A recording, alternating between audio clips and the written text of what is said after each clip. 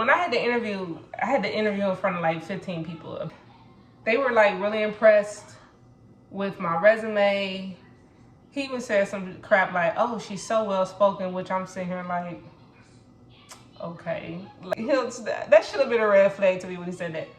So he seemed like he was excited to have me because I actually like I said, though, like it don't matter what you do. If you sit around and don't do nothing for years, you can lose them. You can lose those skills, you know. And that's a problem with a lot of these guys. They sit on those jobs like that and they get comfortable. And it ain't even about having a laid back, lax job to me, because I've been working in chemical plants and safety plants. It's like you still need to do training or some mock lifts or something to keep your stuff fresh, because you can hurt yourself, hurt somebody else, and kill somebody. So it's sitting around all day. You could take an hour or two out that day and go practice and do something. You know what I mean?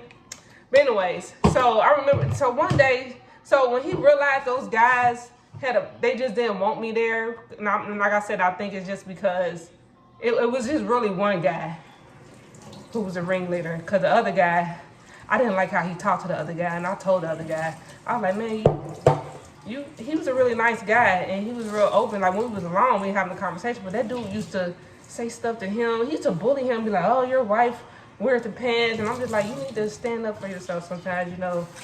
There's nothing wrong with you. You did a good job. So that dude would always try to make it seem like he was doing something wrong, or, you know, just beating down on his self-esteem. He was just he was ugly as like he was ugly because he was just mean spirited, and it showed on the outside of his on his body. But anyways, the dude was just like, oh, she had a good resume. Like I guess they was asking him how I got this job, because they was too busy trying to make it seem like I didn't deserve to be there. They were just trying to justify getting rid of me. So, so that wasn't good enough for them. So after I left that job, I went and found me another crane job, came back to Texas. And I'm like, at that point, I'm like, I'm tired of dealing with these racist, sexist men.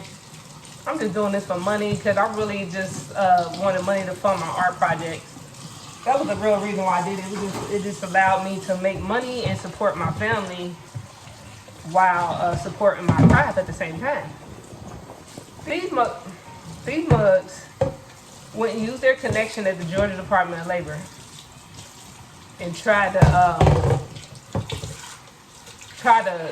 I guess they was trying to see what information I had on them, because they was afraid that I was going to file a EEOC claim on them, which I was going to do. I was going to file an EEOC claim on them because I documented everything. I had emails, I had audio, I had everything.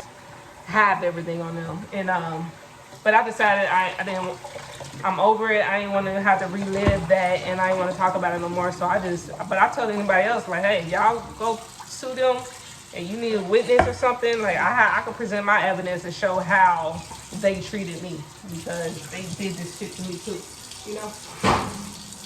But so they went and tried to, and this is how I got the audio, because they went and like reopened the unemployment. Like I filed for unemployment before I found my job.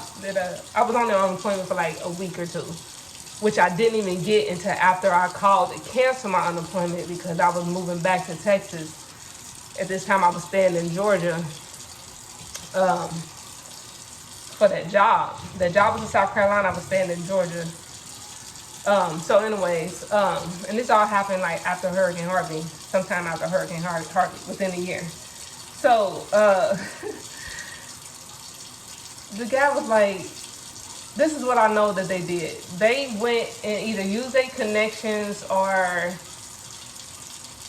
put people in positions for recruiting for like truck driving and stuff, because those recruiters, they're not really doing what they're supposed to do, and they're kind of gatekeeping these jobs from whoever they want to gatekeep them from. So that's what these recruiters are doing. And you think that, oh, the recruiter for this company ain't the recruiter for this company, but they be in there looking at all of them. So they sitting there trying to block you. They trying to get information, to use against you, and they're sitting there trying to block you from work and put who they want to put in those positions. So if they want to put another racist person in that position, that's who they're going to leave those local jobs for that people. Like, that's what I realized, just based off of me applying to so many different places, the people I'm speaking to, the things that they're saying.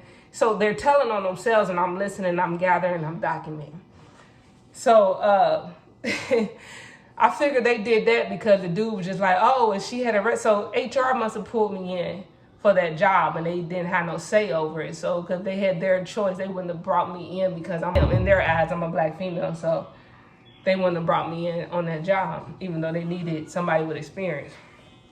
So that's the extreme that these people go through. And then they have people, so I'm a black female, they have black people helping them. You understand? They have they're part of their brotherhood. So being part of their brotherhood means to do harmful and negative things to your own people, because they're no longer your people. You're part of that brotherhood, or you're part of that clique, or you're part of that fraternity, or whatever you want to call it. And like, I just don't think that that's right. Like, why? I don't think that's right, but I don't think that's going to save you from karma either, because you're part of that brotherhood and you're doing stuff like that, being part of that clique to harm people, to stop people's finances. So like I said, you purposely doing things to me is not going to make me think you're right or think less of myself. Like, I worked really hard for the training that I received, and I had to go get a lot of this stuff on my own. From day one, I had people trying to hold me back and stop me from doing stuff, and I accomplished those things anyway. They never really knew what mine, and I was so good at crane operating that people didn't think I would walk away from it.